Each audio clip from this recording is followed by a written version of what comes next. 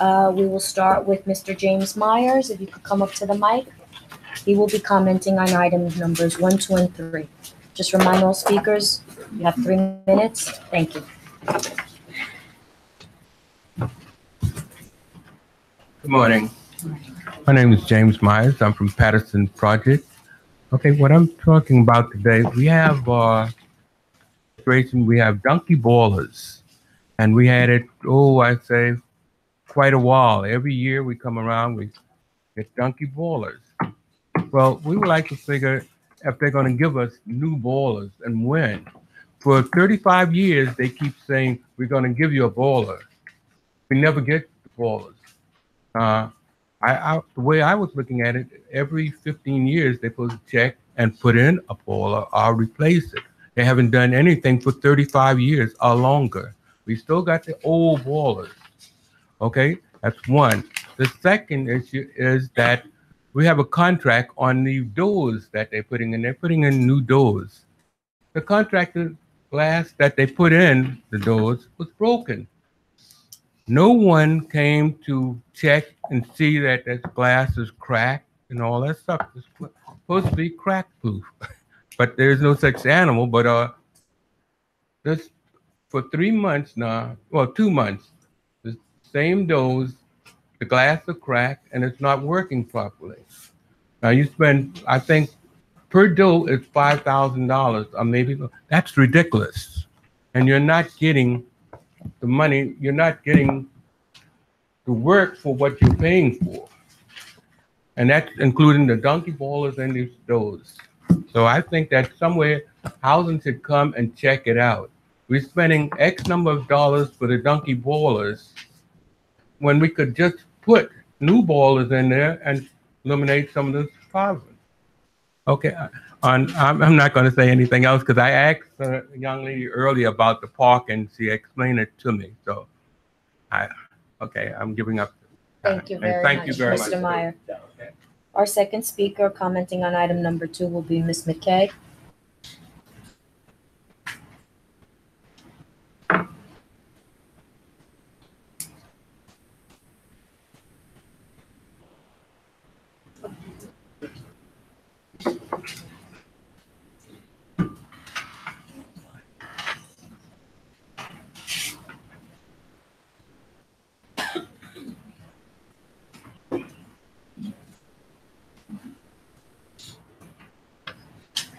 Good morning. Good morning. I don't know whether y'all tired of looking at my face, but I will be here every month until we get so many things. My name is Nellie McKay. I'm a former elected official. I'm from Patterson Houses. And the first one started a garden, flower garden. First was a vegetable garden.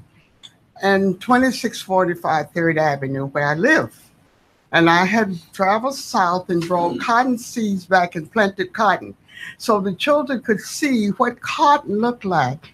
And the guys, it was blooming and they thought it was weeds and they cut them down. So I still have cotton that I used when I was working in prison, but it's dry. I came here this morning. The ramps is almost finished at 2645 3rd Avenue. It's only 5 of us on the board, and we decided to have a river cutting July the 20th, 2018. Who is Mr. Stanley, the chairperson? You, I have an invitation for you, sir. I sent invitation out to all of my colleagues. I expect to see you on that day. I did hand delivery. Now, you know, Can I get some of the see, I work with NYCHA. I came from the South. We was taught it's yours, keep it clean, and someone else's keep it clean. And I have a letter here, and I want to see letters from your office, 2645 to all the tenants, because they don't seem to pay the manager any attention. But if you let them know that you the head and you mean business, sometimes you have to hit people in the pocket. You can send me one, but I won't pay it. But I took this letter over to housing. It's an old letter, And Mr. Torres is supposed to redo it and give me a new one, but I'm gonna tell you, let's read what I wrote. And the assistant manager said she can't put it up. And I'll tell you what. Dear tenants, this is our home. Please help keep the building and grounds clean. Please put the garbage in the incinerator, not on the floor, hallway, steps, or entrance walkway. Please do not put large bags in front of the exit door. Please put large bags at the truck pickup area. Thank you for your attention. May God bless you and your family. Now, the assistant manager said she can't put it up because God is on the, see, I'm from the South. God is on the bottom. But let me tell you, who wake you up in the morning? You can't get up by yourself. See, God watches over you when you leave home and watches over you when you come back. Maybe if this was put up, or send letters, you don't have to say what I say. You can say it in your own words. That maybe the people will put the garbage where it's supposed to be. I can't deal with it anymore. And yesterday I came in all the garbage. The bins are full of garbage. I don't know whether they need more or what we need to sit down and talk to the contractor who gives these bins to NYCHA. We have to work together, the administrator and the tenants. And the honest way you're going to do it is you're going to send letters to the tenants saying do's and don'ts.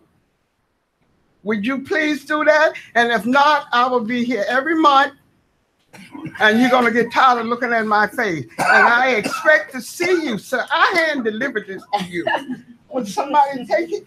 So you can be, it's 11 o'clock in the morning. I will be serving Kool-Aid. Not Kool-Aid. I will be making cakes and all for the guests. I sent the mayor, Congress, everyone. That's another thing. I know I'm talking fast and I don't have but a few minutes. Every year, I've been there 52 years. My baby's 52 years old. We got $40 for the flowers. I brought you those flowers to let you see. The roses died out. We didn't have the roses to bring, but this is how 2645, some of the tenants trying to make it beautiful there in the Bronx.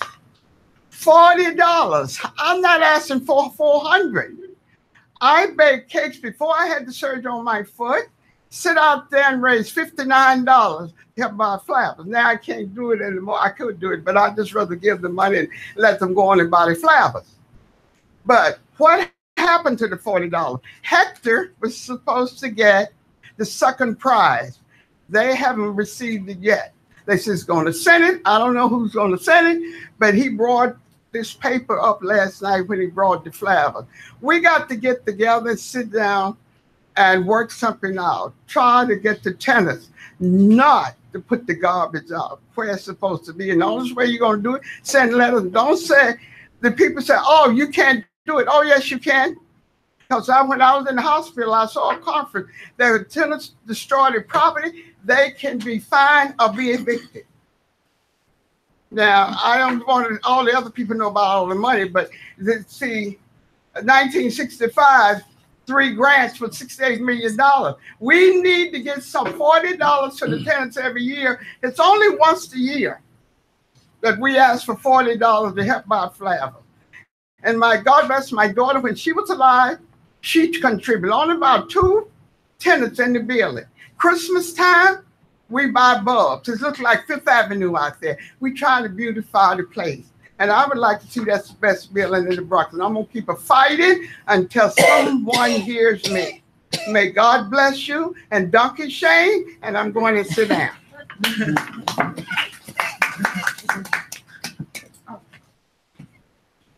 Mr. Chair, that concludes our public comments portion, and we may proceed with the regular calendar. I'd like to start with a motion to adopt the minutes of our special meeting held on Wednesday, June 6th. Motion. Second. All in favor? Aye. Aye. Thank you very much. We will proceed with the chair's report. So, good morning. I have to follow that. I'll try. A few things. This is my first scheduled meeting that special meeting. It's moving on a month since I took office. A month that has been action-filled in some respects, and a continuing intensive, often learning experience. In this month, of course, the board is aware that the consent decree with the Southern District of New York was signed. The elements of that consent decree and the underlying complaint have gotten a lot of attention, and they've been shared with you. There are ongoing discussions as to the monitor position. What I want to assure the board of and the general public is that NYCHA is not in a waiting position relative to the elements of the consent decree. We are actively engaged. We have been actively engaged, predating my arrival, on attacking the issues, the problems identified, the areas where remedial corrective action have been agreed to. They have been a part of NYCHA's agenda. They will continue to be a part of NYCHA's agenda. Awaiting the designation of the monitor is not a factor in our continuing to work on these issues, as you would expect and require. In this first month, Vito and I made some time to visit with legislators in Albany. Spent a day and a half with the leadership of both chambers of the legislature, the focus on the leadership of the two respective committees on housing, exchanged ideas, heard from the legislators. And one thing that I think both of us were struck by is the absolute willingness, the intent of the legislators to be supportive of NYCHA, to find ways to help advance the agenda, to improve and enhance services to tenants, to find ways to make capital investment and an understanding, a recognition of the enormous challenges that we do face in NYCHA, and a recognition further that much of those challenges stem from the historic underfunding and disinvestment that comes out of Washington. We can't ever forget that. We can't ever not be mindful of that, but we also can't let us be deterred from taking the kinds of actions, adopting the measures, working hard to get the maximum out of the resources that we do have. In that regard, this week, perhaps you saw the press coverage. I joined the mayor and the local tenant leadership and some other local elected representatives at Campos, and unveiled the next round of RAD project development and the additional resources for some of the remaining the unfunded developments in the NYCHA system. It was an exciting event, in part because the tenant leadership, Ms. Ross, talked about the terrific progress that has been made at Campos to date. It is really quite remarkable to see. And the focus on what the new RAD programs will bring to another 2,100 units in addition to the units that are in process in the Bronx, give enormous promise because RAD is a means of bringing capital investment to bear for us as a system where capital dollars are in such short supply. All of us remember the days, I think, when public housing, more traditional financing for public housing flowed pretty freely from Washington. We're living in a time where that funding stream has been diminished. RAD financing is one of the few areas where there has been some additional resources made available and the prospects of more are present.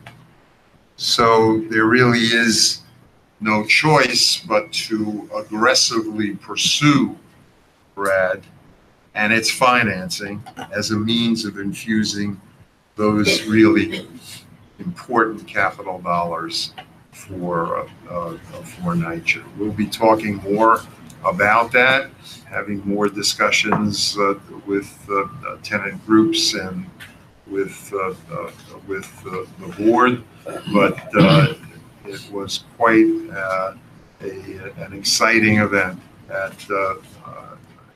at Compost with an enthusiastic reception for the potential that the program offered. So that concludes my remarks. Thank you. Now we can proceed with the calendar for today. We will go slightly out of order due to a logistical issue that the presenter will need to be going to another meeting. So we will start with we will have Trisha Roberts present numbers 25 to 31, and then we'll go back to starting at number 1. Okay? 25, you said? 25. Good morning. My name is Trisha Roberts. I'm the Vice President for Finance at NYCHA. I'm here to present the audited financial statements for the New York City Housing Authority. The audited statements include the financial results of LLC 1 and LLC 2, which are a blended component of the units of New York City Housing Authority. All the financial statements were prepared on accrual basis accounting, and it contains management discussion analysis, the basis for the financial statements, which is the statement of net position, the statement of revenues, expenses, and changes in net position, statement of cash flows, notes to the financial statements, and required supplements. The authority's auditors, Deloitte & Touche, has issued an unqualified opinion, which is also known as a clean opinion, on the audited financial. In addition, the auditors issued a management letter indicating that they had identified no deficiencies in internal controls over financial reporting due to their audit. Some of the major highlights is increase in operating revenue for 21 million. 10 of that 21 is from tenant revenues for flat rent and HUD and other incomes in terms of developers' fees, under 3 development transactions, and reduction in certain liabilities.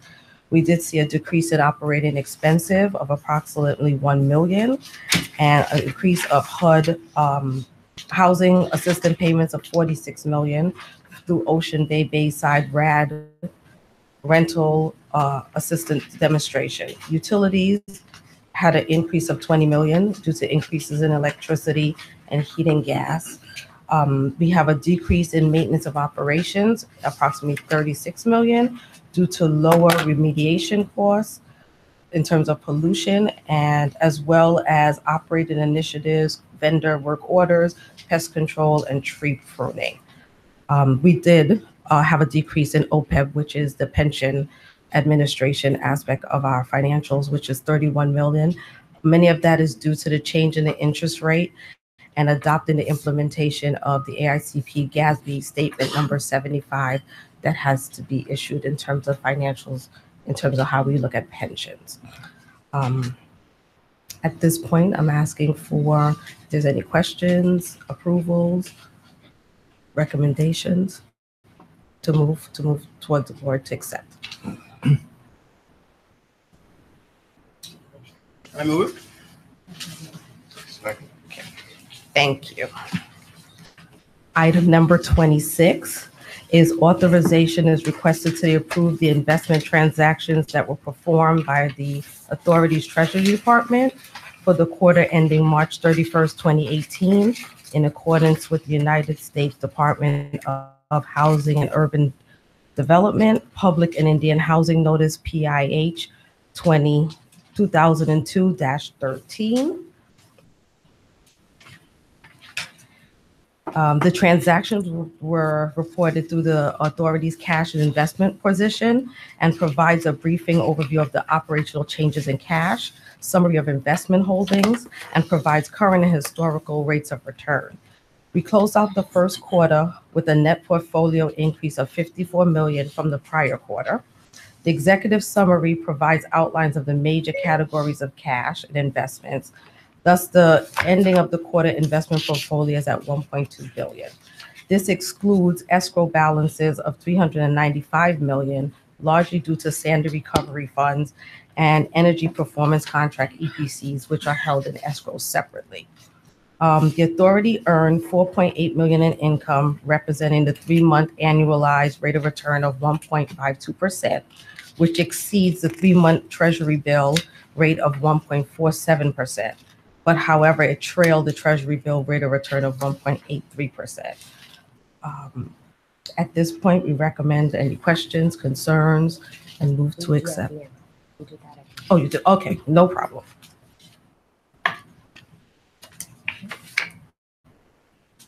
So item number 27. Item number 27 is the authorization to request to enter into agreement with the Bank of America Public Capital Corp to obtain principal amount of $79 million in general obligation financing for the installation of energy conservation measures to perform through the EPC contract, the Amoresco EPC, Amoresco B EPC, with a combined principal and interest payment amount not to exceed $133 million, commencing on August 17, 2018, and continuing through July 1st, 2038. Such commencing to the date will be determined by the general manager or the vice president of finance to continue through 19 years, 10 months, and 15 days. This is in accordance to the master equipment lease purchase agreement under HUD EPC agreement and entered in all necessary financing as it relates to the documentation of the actual agreement. The EPCs will take into consideration 15 developments. In those 15 developments, there will be upgrades to apartments and common area lightings, water conserving fixtures, apartment heating controls, boilers, and domestic water replacements, ventilation improvements. The projected savings is approximately $154 million, with electricity savings of approximately $35 million, gas savings of approximately $113, and water savings of approximately $6 million. Questions, concerns?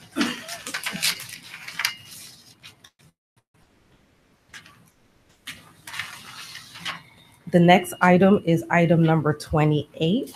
Authorization is requested to award the authorities $25 million in public officials liabilities insurance, which includes $12.5 million of a sublimit for employee practices liabilities to Illinois National Insurance Company, a subsidiary of American International Group, also known as AIG, in excess of the authority's self-insured retention, commencing on August 1st and continuing through July 1st.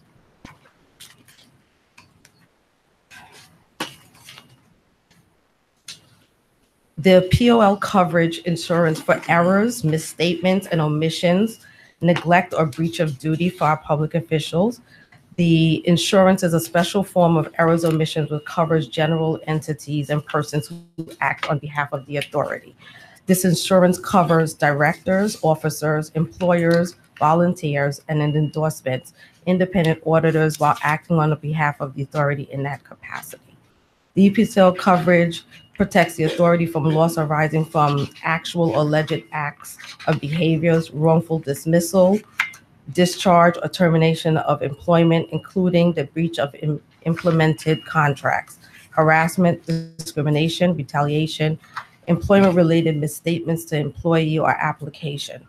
We therefore recommend that the members authorize the chair and the general manager to award a one-year POL to Illinois National Insurance Company pursuant to the conditions under the terms for the 1 year.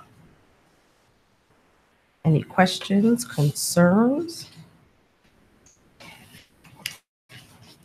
Item number 29 is award the authority general liability insurance program policies, including automobile liability coverage. The authorization is requesting to award the authority's general liability insurance program to Gemini Insurance, which is also WBR Berkeley Corporation, Lloyd's of London, XL Insurance America, XL Group PLC subsidiary, United States Fire Insurance Company, a Crum and Foster subsidiary, and Navigators Insurance, the subsidiary, to provide insurance to cover torts. The authority is typically 100 million self-insured retention for torts, over 100 million per occurrence, and 175 million in aggregate, which also includes terrorism coverage, commencing on August 1st, 2018, continuing through July 31st, 2019.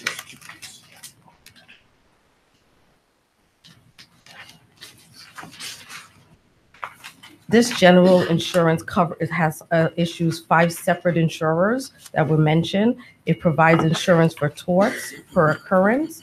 It takes into consideration separately purchased workers' compensation and its corresponding $2 million in self-insurance retention. The renewal program is at a premium of $4.5 million, which is approximately 18.5% increase over the expiring program.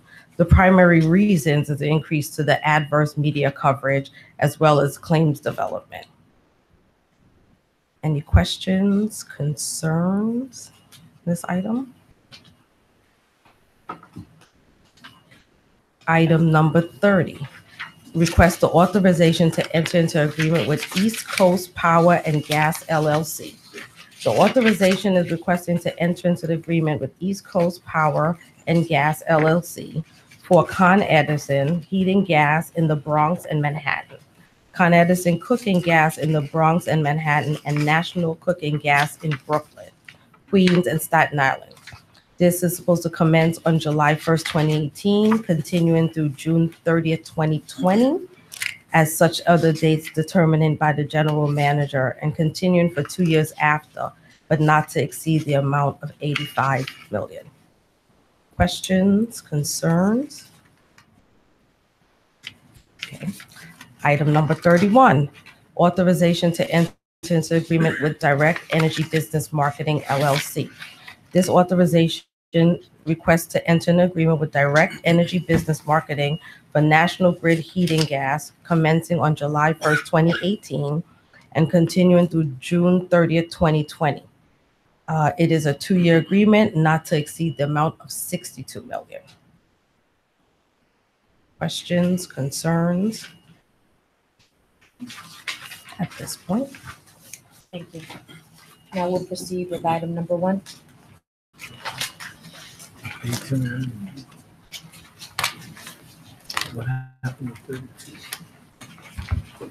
Good morning, Chair, members of the board. My name is Kelly McNeil. I am Acting General Counsel. Item number 1, for your consideration, authorization is requested to appoint Matthew Kinney as NYCHA's Records Access Officer pursuant to Board Resolution 17-6/28-26, with the authority to delegate the duties in his absence. Are there any questions? Matthew Kinney. No. Okay.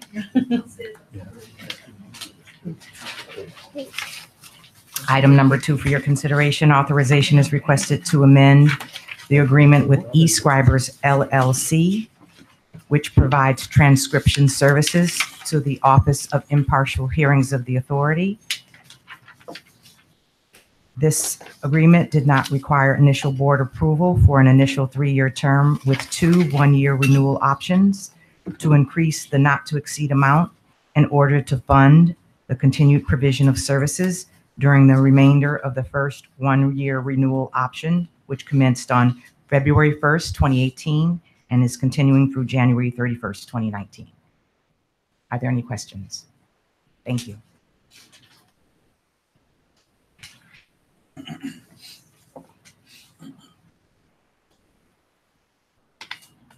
Good morning, Deborah Goddard for Capital. We'll start with item number 3, which is the request to increase our architectural engineering IDIQ contracts, our indefinite delivery, indefinite quantity contracts in our design department, an increase of $20 million. These contracts currently have life left in them, but with all of the work that's coming our way, all of the positive work that's coming our way, we need additional services from outside AE firms. We are going out for new contracts later this fall. Are there any questions? Item 4 is to ratify the 3rd increase to the AE services contract with Mazzabati and Associates for the recovery work at Ocean Bay Apartments, Bayside. During construction, we discovered underground utilities that were not shown on the existing condition plans, and so we had to make some changes, and this change order in the amount of a little over $19,000 is to cover the additional design services related to that. And it will be covered by FEMA, CDBGR, or insurance.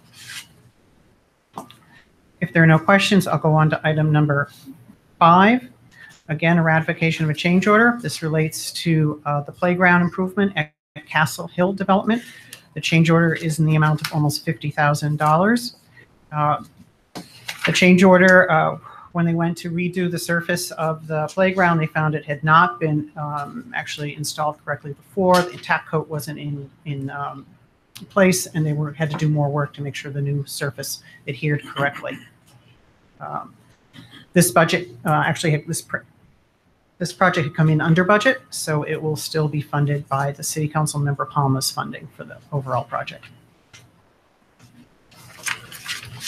Items 6 through 9 relate to change orders for Albany houses and the Children's Daycare Center improvements. We are asking approval to ratify 4 change orders. Change order 1 related to the user's request to use expand an existing closet instead of create a new closet. It required some wiring upgrades. I have since directed staff to be a little bit more disciplined about immediately okaying requests from users when they have an increase to the budget. The second is a repair to entry and interior doors. As is, often happens with our city council projects, there's problems with scoping and budget, and they can sit on the shelf while we move money around. This was one of those cases, and in the interim 4 years between original design and going out to bid, there was additional corrosion to the doors. Change order 3 was a credit. Change order 4 required the addition of a wired smoke detector. The original plan had been approved by FDNY, but when their inspector came out, they requested the additional smoke alarm. Change order 5, which we have not moved forward yet, relates to a need to change the height of the existing exhaust fan. The existing exhaust fan was shown accurately on the plans approved by DOB, but when the FDNY came out, they objected to it and asked us to increase the height. This is a Borough President Adams project, but the change orders will be funded through federal funding. I'm just curious. What would the height make a difference? Generally a concern of where the emissions might hit other windows or maybe too close to people getting so it's not a impacted. matter of functionality. It's No. just a matter of environment. Yeah. Okay. And why were why were the change orders listed separately? Is it for the same project? They came through separately and were approved over time separately as they grew up. You just asked me the same question. I've asked the same question. But these came in separately. Item number 10 is also a change order related to Coney Island and the temporary boilers. Change order in the amount of almost $229,000 for Corden Construction Corporation. This change order relates to the fact that the new gas line has to go under where the temporary boiler is. We need to move the boiler, install the gas line, and move it back. We did try and work with the gas company to find other options. They did not agree to any other options. This will be funded by FEMA, block grant, or insurance funds. Item number 11 is the award of a contract for roofing and railing replacement at Melrose houses. This is under the Mayor's Roofing Initiative. The value of the contract is almost $14 million to be awarded to Neelam Construction Corporation. They're a minority-owned business. They've done a lot of work with us in a satisfactory manner. Their VNC is still pending, so the contract award won't be finalized until that has been approved. They are proposing 4 Section 3 hires. Item number 12, an award for roofing replacement and rooftop structure at Warrington Plaza 2 to Pro Metal Construction in an amount of almost $8 million, again, under the Mayor's Roofing Initiative. Pro Metal is a woman-owned business. They've performed 7 projects successfully for us. Their VNC has been approved, and they are proposing 3 Section 3 hires. Item number 13 is the award of a roofing replacement and rooftop structure contract for Bronx River Houses and Bronx River Addition to Zoria Housing in the amount of slightly over $18 million. Again, part of the city's, the Mayor's Roofing Initiative. Zoria is minority owned. They've done work for the authority in the past. Their VNC has been approved. I will note that their bid was almost 26% higher than our estimate. We took a look at it. There was a mistake in the estimate. It should have been found. It wasn't. We believe this is an appropriate price. We are underscoring our protocol about reconciling estimates internally and externally. Otherwise, if we did not feel this was an appropriate bid, we would have rejected it. They are proposing 4 Section 3 hires.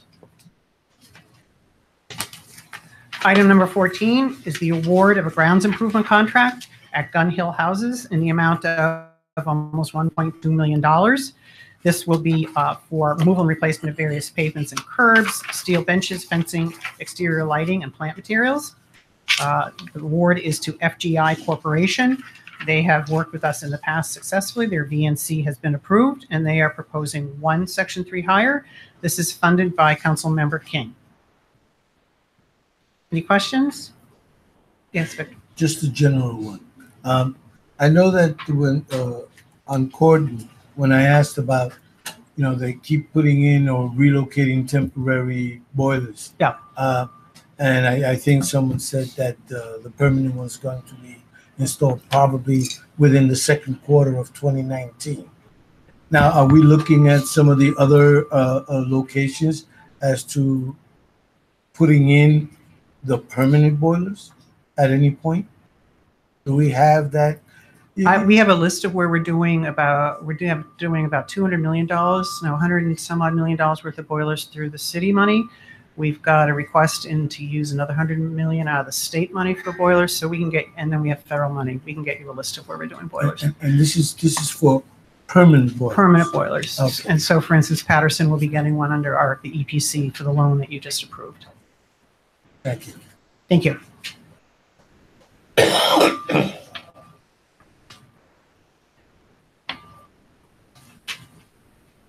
Good morning, everyone. I'm a little bit under the weather, so excuse me. Get closer to the mic. You could hear me now? Yes. Thank you, Victor. Okay, good morning. I am Michael Ayazet, Deputy Director of Heating Management Services Department. I will be presenting items 15, 16, and 17 for the replacement of building vacuum pump units. I'm seeking the authorization to award 3 requirement contracts between the authority and TR Pipe. Description of work. The description of the contract is the vacuum pump unit is a piece of equipment that is part of the building heat distribution system. Vacuum pumps are designed to create suction and in the returning pipe of the heating distribution system. The suction supports the entire system by removing water from the piping and pulling the steam through the apartment's radiators. The scope of work includes, but is not limited to, labors, materials, and equipment necessary to remove and install new vacuum pump units. All equipment installed under these contracts shall carry a 3-year labor and materials guarantee starting from the date of installation and satisfactory testing of the new equipment as confirmed by the authority. The length of the agreement is for each contract is 2 years with the 1-year renewal option to be exercised at the authority's sole discretion. Any questions? Yeah, I did. So Thank I you. noticed that the bid was approximately 13% over the estimate. Yes. And that there was only one other bid. How did this one compare to the other bid we got? Can So, you comment on that? The first lowest bidder, RJ Bruno Incorporated, was deemed non-responsive for failure to provide the required project labor agreement letter and assent with its bid documents. Also, the other reason for the increase is that this vendor is actually a PLA shop, which we're required to use, and the manufacturer is now charging us more for this type of equipment due to the increase of metal.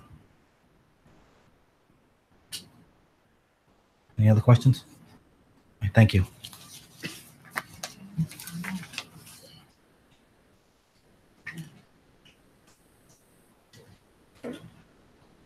Morning. Wait, was that just 16 or was it 16 and 15, 17? 16, and 17. I presented all three together Oh, because they're all okay. for the same thing. Okay. Morning. I'm presenting on item 18. Okay. I'm Robert Malamo, Deputy Director for Maintenance, Repair, and Skilled Trades. Today I will be presenting on item 18. I am asking authorization to award a requirement contract for repair of exterior compactor refuge systems between the authority and Arrow Steel Inc. This is a 2-year requirement contract with the 1-year renewal option to be exercised at the authority's sole discretion. This requirement contract provides for repair of exterior compactor refuge systems. The scope includes, but is not limited to, furnishing all materials, labor, and equipment and ancillary items necessary to perform repairs to our exterior compactor systems located on the authority grounds in Queens and Staten Island developments. The cost of the contract is $335,567. We estimated the contract to be $351,650, 95% of our estimate. This is being presented to the board due to the fact that it's a single vendor item. Arrow Steel is the sole responsible and responsive bidder for the requirement contract. A copy of the bid tab is attached to this memo. The authority only received one bid from Arrow Steel for the referenced RFQ, despite advertising in the city record, posting on the authority's website, and doing extensive outreach to companies that provide these services. The authority only received one response to this RFQ. 76 vendors in 6 vendors viewing the solicitation on the iSupplier program. The procurement group reached out to vendors who did not bid, and they indicated that they were either not interested in submitting or not having the experience necessary to perform the services and could not meet the requirements as specified in the contract specifications. Arrow Steel has completed $9 million worth of services for the agency over the past 5 years. Arrow Steel is a non-minority business enterprise, and it has indicated that on their Section 3 hiring plan, they intend to hire one resident in the title of security guard. Yeah, questions? Yeah, do you have any idea, given all the people you reached out to, do you have any idea why you only got one bid? Yes. And the So answer is? I had prepared a little comment on that. The compactor industry is a specialized industry and has very few firms in the tri-state area, actually across the country, that have the infrastructure and the exclusive experience to complete this work on scale of NYCHA's needs. It requires a lot of in-depth, it's a garbage compactor, but you require welding, structural, mechanical, hydraulic, and very few companies can actually muster that type of workforce in the scale of what we need. Any other questions? By the way, we've had that problem, and Iro Steel has been our primary contractor for over 10 years because of that. Ask you for authorization. Thank you.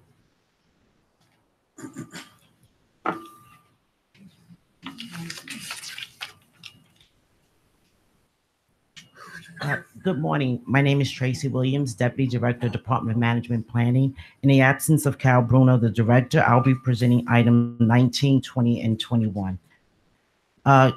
Calendar item 19 requests authorization to award a contract to the sole and responsive and responsible bidder, H.C. Oswald Supply Company Incorporated, to provide refuse chute hopper doors, parts, tools to various developments citywide and to the Long Island City warehouse. This is a 3-year requirement contract with no renewal option. The procurement group only received one bid from Oswald for the reference RFQ, despite advertising in the city record, posting on the authority's website, and doing extensive outreach to companies that provide these materials. The authority received only one response for this RFQ. The procurement group invited 280 vendors, resulting in 21 vendors viewing the solicitation in iSupplier. The procurement group reached out to the vendors who did not bid, and they indicated that they were not interested in submitting a bid due to not having the necessary parts. Any questions?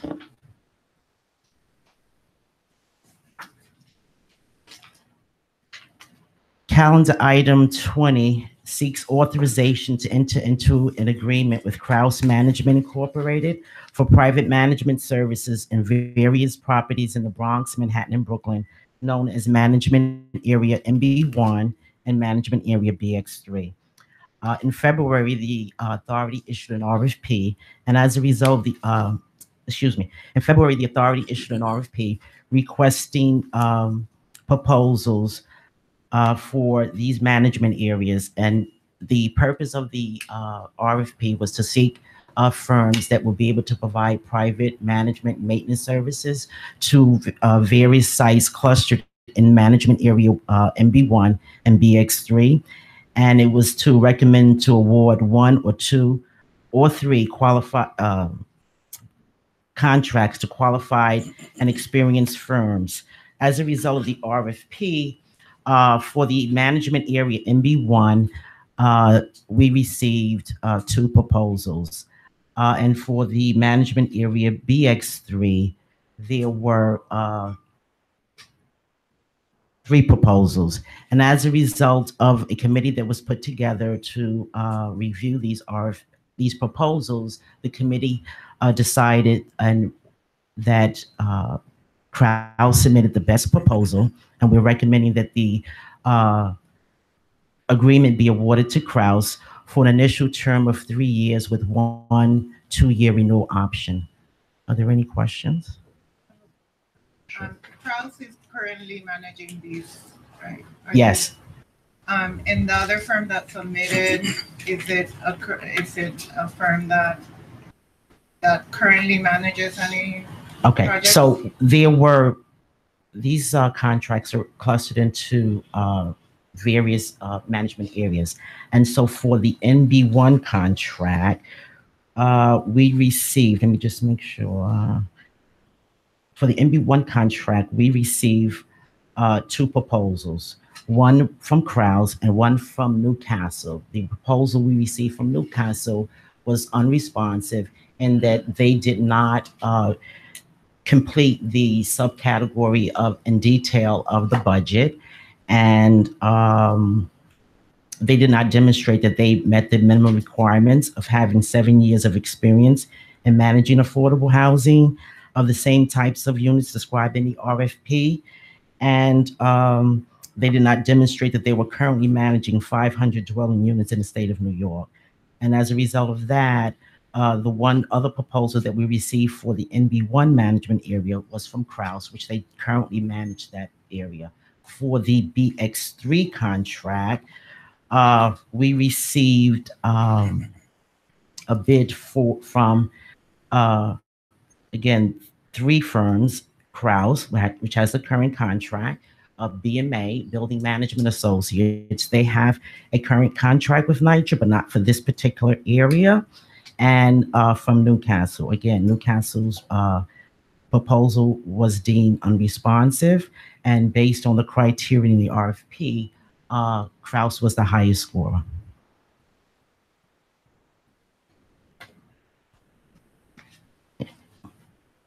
So I have a question. So one of the criteria for the selection is the cost of the fee and the incentive structure. Can you comment on how it compares to the cost structure as it exists without the private management and what the savings are? Okay, I can't comment on that entirely because I don't have the information in front of me, but approximately 2 years ago, there was an analysis that was done by our budget department to determine, with the current contracts that we have, in relationship to sites of similar size in the course that, for NYCHA, where we have NYCHA staff and we manage the properties. And it came out that the private management companies was cheaper by using the private management firms, but that was done at approximately 2 years ago. But the thesis of the private management is that it's better, there are better outcomes, and it's less cost less, and we still believe that to be the case. Correct? Yes. Yes. So our evaluation, there's criteria of performance incorporated into the evaluation of the proposals. Yes, and one of the new things that we incorporated in this RFP was that they had to provide us with a baseline proposal for their management fee, and then to indicate what part of that management fee they will be willing to take as an incentive. And then we have thresholds and benchmarks that they have to meet in order to get that the full management fee. For example, if they propose a management fee of, say, I don't have the information in front of me, but say if they propose $50, then they would say that's the management fee that they want per unit per month. And out of that management fee, what percentage they would want for an incentive. So if they said 10%, then they would get $45 as the base, and we would pay that on a monthly basis after they perform the services.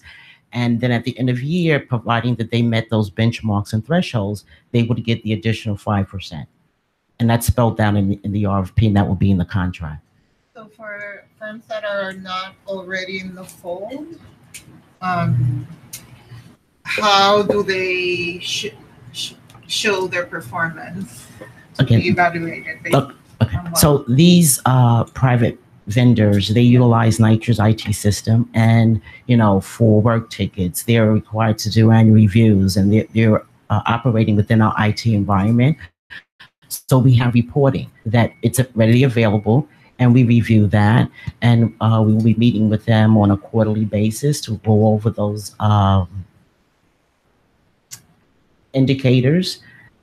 And when they're not performing, again, I have oversight responsibility over those private management companies, and I work very closely with them. So when I look at the reports that are generated by NYCHA, we have a discussion. If there's some concerns, we discuss that, and they are well aware of what the performance expectations are. Yeah, my question is more to the ones that are not already contracted with NYCHA. Once they are submitting proposals, so like Newcastle, how do they demonstrate their performance to be evaluated in the process of selection? Okay, so they were not evaluated on their performance as a result of the RFP. But again, the RFP, the purpose was, okay, we gave them an estimated budget of what we thought it would cost. And that was based on historical data, because we've had these management contracts for well over 20 years. So we kind of know what it costs to what's being charged those responsibility centers. And we laid out, again, what the expectations are, what the requirements are, processing annual reviews, what the expectations are in regard to the completion rate, because we do annual reviews on a quarterly basis. And again, the expectation was, and we provided them with, certain HUD guidelines of what they would have to comply with. And again, the minimum qualifications is that you had to have at least 7 years of experience in managing affordable housing. So being familiar with some of those requirements.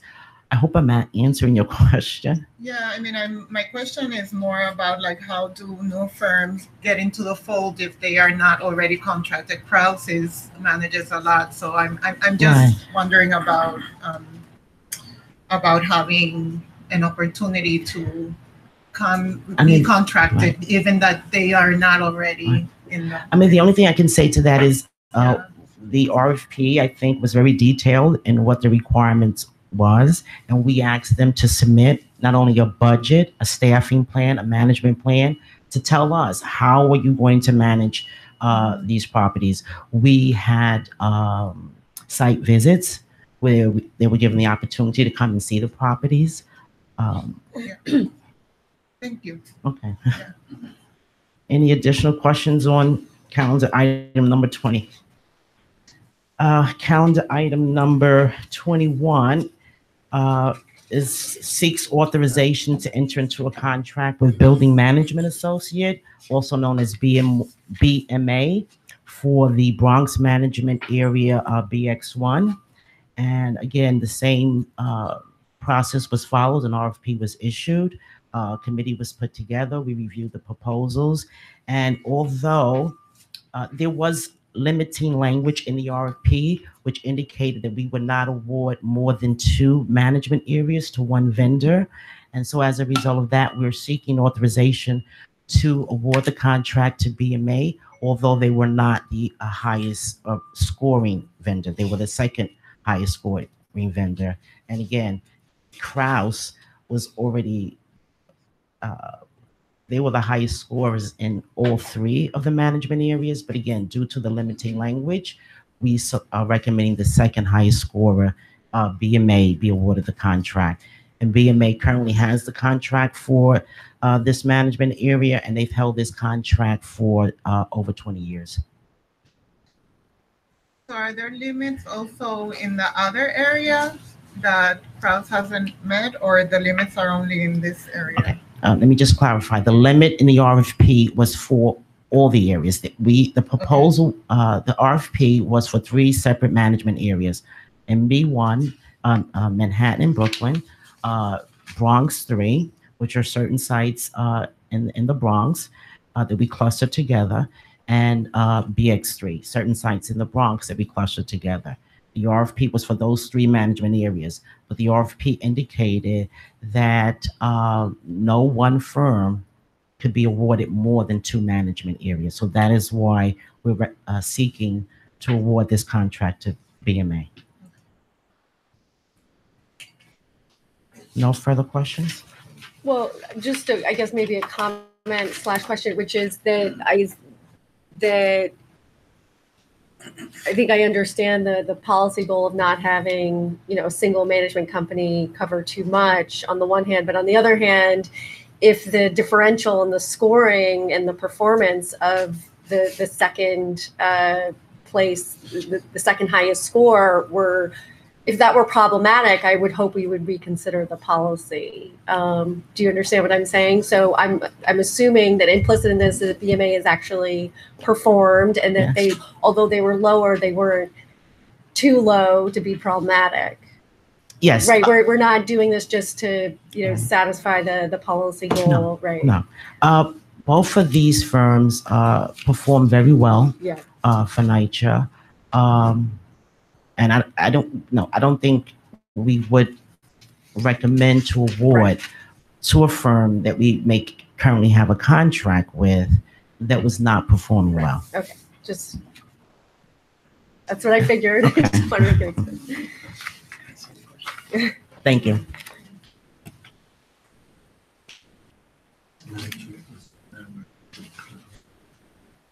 Good morning. Takesha White, Executive Vice President for Real Estate. I'll be presenting items 22 through 24.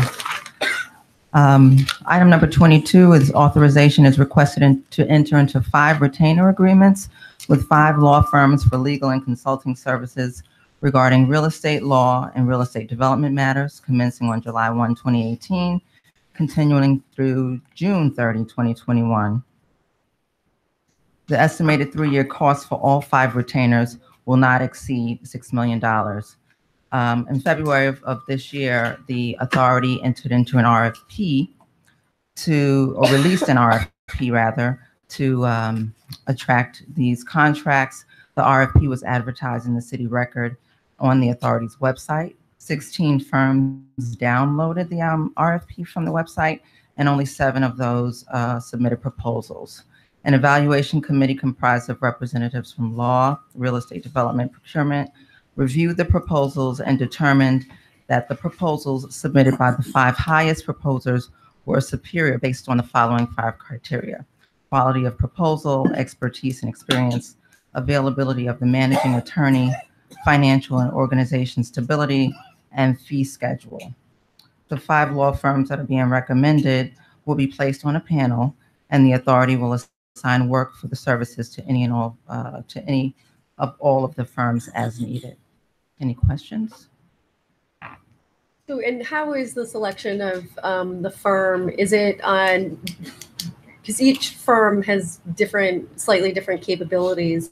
And so do you just rotate? Like if you have a new project or inquiry, you go to the next firm on the list, or are you actually selecting based on their expertise and the particular matter at hand? How does it work? So it's a little bit of it's a combination of all of the above, really, and it's in consultation with our law partners to make sure that there's capacity and the expertise needed for that particular area. Okay. Any additional questions? No? Thank you. So the next 2 items, I'm going to be joined by John Mauser, who's our Deputy Director for Real Estate Services, to answer any detailed questions. But I just want to give sort of a context of these 2 items. So item number 23 and 24, by way of background, relate to Next Generation NYCHA strategy number 4, and that's to reduce central office costs. So unlike city agencies that benefit from the Department of Citywide Administrative Services to lease its space, or design and construction to design space, NYCHA performs these functions, for itself with its own resources. So given rising lease and other operational costs, which have contributed to our operating deficits, this effort is to ultimately help eliminate structural operating deficits. And the plan seeks to reduce central office costs by consolidating existing office space where financially prudent and in an effort to obtain operational efficiencies. Item number 23, which is the 470 Vanderbilt Avenue lease, requests authorization to accommodate the adjacency needs of the impartial hearing and law department's housing litigation unit, after it was discovered that the specific requirements of these units couldn't be accommodated under the 90 Church Avenue lease. So this request will amend the existing lease with Vanderbilt Associates LP that was authorized by board resolution in 2008 in order to lease additional 6,826 rentable square feet of office space on the ground floor. And that would take us up to a total of 69,226 in that building for the remainder of the existing lease term. And this would all commence February of 2019 and continue through March of 2030. This request would also fund the additional rent for that space, electrical costs, additional taxes, and operating expenses. This option proved markedly cheaper than alternatives, in part because it permits the authority to realize efficiencies as we have an existing walk-in center at that site. Are there any questions related to the 470 Vanderbilt lease? Yeah, can you clarify? So what's going to go in the additional space? Would you say? The additional space will be occupied the hearing, the housing and litigation unit, and the impartial hearings. department. And where were they previously? They're currently in this building. But in the new configuration? So we originally were wanting to have them at 90 Church Ave with everyone else. Okay. But because they have specific needs for being adjacent to one another, and they also have other very specific needs with needing separate access points, we had to seek other alternatives for locating them. And the Vanderbilt Avenue site provided all of those, met all of the needs. Got it. all And of the so then, requirements. does that mean we need less space at Church Street? No, it doesn't, because quite a few things have changed Right. since the original authorization with other needs, other departments. But we do feel that this accommodates the need for our hearing unit and litigation. Okay. So the second and last item, number 24, requests amendment to Resolution 17-726-2, which was approved last July, to reflect an increase in the authority's annual fixed rent obligation and a 4-month reduction in the length of the lease for the extension term. So after extended negotiations between July of last year and this current spring, the lessor came back to us with a revised best and final offer, which contemplates a starting rental rate of $36.59 per square foot, which is $1.22 above what was approved prior. This increased rental rate raises the authority's rent obligations by $5,068,838 over the extended lease term. However, no authorization is being requested to extend additional funds. The Department of Real Estate, we expect that this base rent increase will be absorbed by construction savings and cost avoidances in leasing obligations. This increase is less than 2% of the overall transaction cost. And in terms of the term, the other request that they had is that the term be reduced from 20 years and 4 months to just 20 years, commencing September 1 of 2024, continuing through August 31 of 2044. Any questions? So the cost will be absorbed, you said, based on modified construction demands that you would have in the new space? So we expect to obtain some efficiencies with construction. Right. Maybe John, you want to take that a little more detail? It's really just cost avoidances and savings from the time we first forecast what the construction costs would be more than a year ago. And then there are some discretionary costs like carpet cleaning and all of those that over 30 years could fill this obligation. And as EVP White said, this is just a little bit more than 1% of the overall deal. To give it context, we didn't feel it was responsible to request more money thinking 20 years out. What was the rationale, though, for the rent increase? Our landlord reneged on the initial deal. So 90 Church Street Limited Partnership, our original deal was they pay for, give a landlord's contribution, which is commercially consistent with every other landlord out there, and that we would have a higher rent. Instead, the deal became, and the deal that the board approved was one where NYCHA would pay for its own construction and get a lower rent in consideration of the fact that NYCHA was laying out 100% of the construction. We had a handshake on what that lower rent would be at the time we came for board approval, and our landlord subsequently retraded on that number. And did we get anything compensating us, like to tenant improvement? For that $1.22 Yeah. per foot? No, it was just really at that point the deal was so mature that it was a take it or leave it number. That 90 Church Street deal is so favorable to the authority and a little odd in the fact that we're cutting a deal 6 years ahead of our expiration, that we just couldn't say no. We're giving a $36 rent and a $50 market. That was, I mean, they have leverage because they're right across the street from the World Trade. And at $36 a foot, average around it, even on the low, is in the low 50s. So, but we still think we have a really good deal at $36.59 per square foot.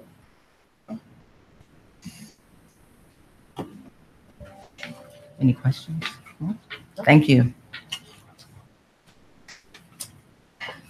31 items were presented for board approval. Do I have a motion to approve? Move. Second. All in favor? Do I have a motion to adjourn? Move. Second. All in favor? Thank you very much. Wait. Yeah, I move that the members be authorized to meet in executive session today and as necessary to discuss the civil investigative demand. Thank you very much, everyone. After meeting, it's some of the business to As everybody goes. Oh, okay. Yes. And no, I figured it was such a. Will be in this room? I Yes. guess it was-